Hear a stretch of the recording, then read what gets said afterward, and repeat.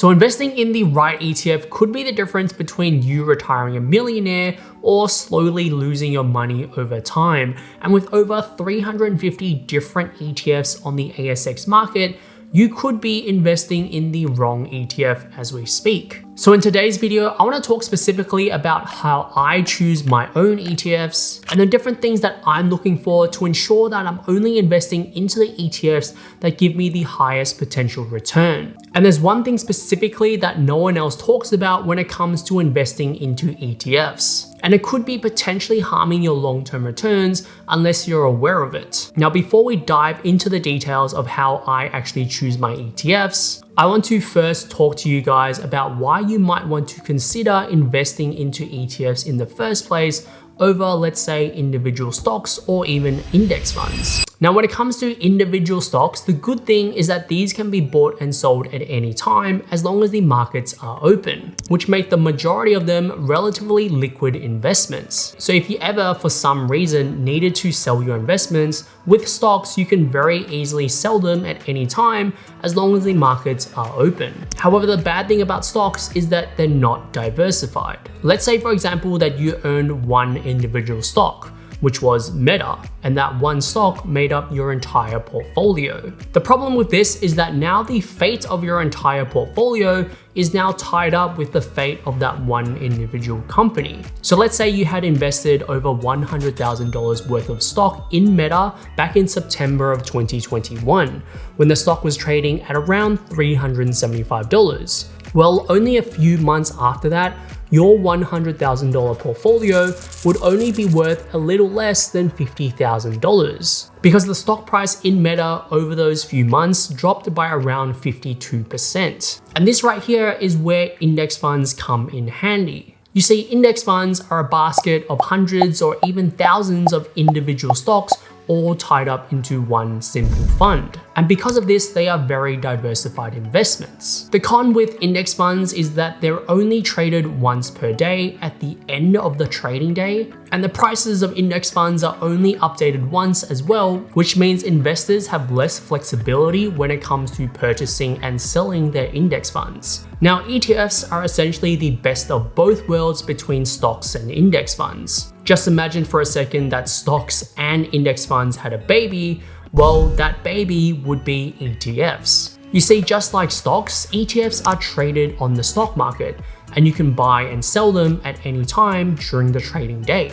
And just like index funds, ETFs are highly diversified investments that can hold hundreds or even thousands of different individual stocks. So these are the reasons why you might want to consider ETFs over individual stocks or even index funds. So now the question remains, how do I exactly find what ETFs I should be investing into? There's several things that you definitely should be looking at when you're doing your research, but one of these things are more important than anything else. But before we talk about that, let's talk about the expense ratio. Now, the expense ratio is one aspect of an ETF that definitely can't be overlooked. The expense ratio essentially measures how much you'll pay to own that ETF over the duration of the year. And an expense ratio is measured as a percentage of your investment in that fund. For example, if you invested $1,000 into an ETF with an expense ratio of 0.04%, this means that over the course of a year, you'd pay $4 in fees in total. And keep in mind that this money that you're paying isn't like a subscription fee that you have to pay out of pocket each year. Instead, the fees are directly taken out of your investments automatically by the fund that is managing them. Now, the reason why expense ratios are so important is because a high expense ratio could cost you tens of thousands of dollars over your investment horizon. Take, for example, these two ETFs. Two very different ETFs with two very different expense ratios. The ARK ETF has an expense ratio of 0.75%, whilst the Vanguard ETF has an expense ratio of only 0.04%. If we were to invest $6,000 per year for 30 years, assuming a 7% return on investment, adjusted for inflation, you would pay just over $81,000 in fees with the ARK ETF. Meanwhile, with the Vanguard ETF, you would only pay just over $4,500 in fees. And so to keep as much money in your pocket as possible when it comes to investing into ETFs,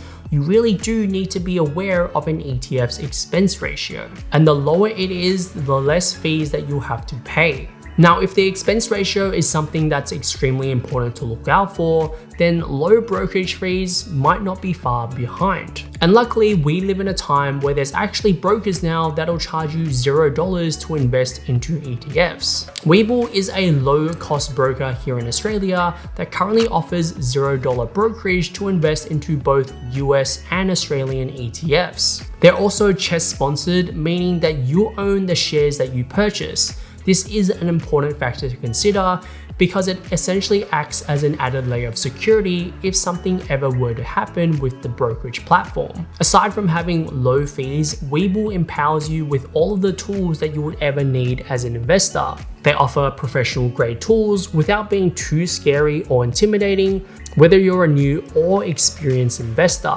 They offer customizable features from the ability to simply invest to easily look at a company's financials. If you wanted to research more into ETFs and see the performance and analyst ratings or what stocks make up that ETF, you can also do all of that and more within the app itself. If you're interested, you can check out Webull using the link in the description down below. The next thing that you need to pay attention to is the dividend yield and franking credits. Dividend payments can either be the greatest thing for an investor or something that's just an afterthought. Now, if you're someone who wants to receive passive income whilst they sleep from their investments, then the dividend yield is something that you absolutely need to pay attention to, because that essentially tells you how much passive income you'll be receiving on an ongoing basis. The higher the dividend yield, the higher the dividend payment. But what really makes dividends even more enticing to investors are the franking credits that potentially come along with them. You see, franking credits are essentially a tax rebate paid to investors who hold shares in Australian companies. Take, for example, a company that makes record profit in a particular year. In the first instance, they'll need to pay taxes to the ATO on the profit that they've made. The company might then decide to pay a dividend to its investors since it's been such a good year for them. Now, when investors receive that dividend payment, they'll then need to also pay tax on it at their own marginal tax rate because that dividend payment is considered income. In this situation, that dividend payment has essentially been taxed twice. Now, franking credits were designed so that investors wouldn't have to pay tax twice on the dividends that they receive. Now, franking credits are particularly popular amongst self-funded retirees because it potentially enables them to generate additional income from their share portfolios. If an individual's marginal tax rate is lower than the corporate tax rate of 30%, they may be entitled to a refund of the excess franking credits or have their tax liability further reduced. So if you're a dividend-focused investor, then you want to make sure whether or not the dividends that you're receiving come with franking credits or not. Now, it's important to note that there are both fully and partially franked dividends, and the difference between the two boils down to the amount of franking credits that are attached to those dividend payments. Fully franked dividends will fully offset the taxes paid by that company, whilst partially franked will only partially offset them. The third factor to consider is the assets under management. Now, if there were 10 people collectively investing $10,000 each into an ETF, then that ETF would have a total of $100,000 in assets under management.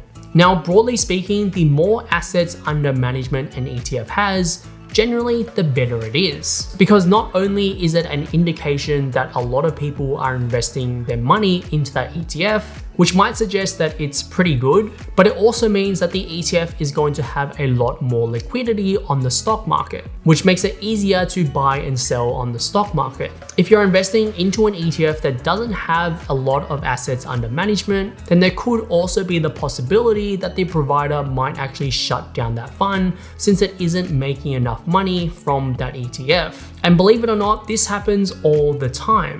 And if this were to happen to you, then you would essentially be forced to sell off everything that you own in that ETF locking in any capital gains or capital losses that you might have made. And the final thing to consider about ETFs is its underlying index. Most people, when they're deciding which ETFs to invest into, will only look at things like the general expense ratio, the dividend yield, or the assets under management. And no doubt all of these things are extremely important, but there's one thing that most people never look at, and that's the underlying index of what that ETF is actually tracking. And I would consider it to be the single most important thing that you should be looking at when deciding whether or not to invest into an ETF. Because that index will tell you exactly what shares you'll be investing into and any rules that the index might be following. Indexes are generally algorithms with rules attached to them, which essentially dictates what they invest into. So let's compare two very popular indexes that people in Australia invest into. They are the S&P/ASX 200 index and the S&P/ASX 300 index. If you are just looking at the associated ETFs that track these indexes, then you might think that they were the same thing. But when we dive into the index themselves, we can see that not only is the performance slightly different, but the underlying shares are also different as well as the weightings. We can see that one index provides exposure to 292 companies, whilst the other one only provides exposure to 200. So one is essentially providing you with significantly more diversification than the other one. So when you're doing research into your ETFs, make sure you check the underlying index to ensure that that's aligned to what you're actually looking to invest into. So those are the 4 things that I look out for when I'm doing my research as to which ETFs I want to invest into. If you found this video useful at all, make sure to hit that like button down below, subscribe to the channel for more personal finance related content in the future. And if you guys want to learn more about the Webull app, I've done a full video reviewing it right here.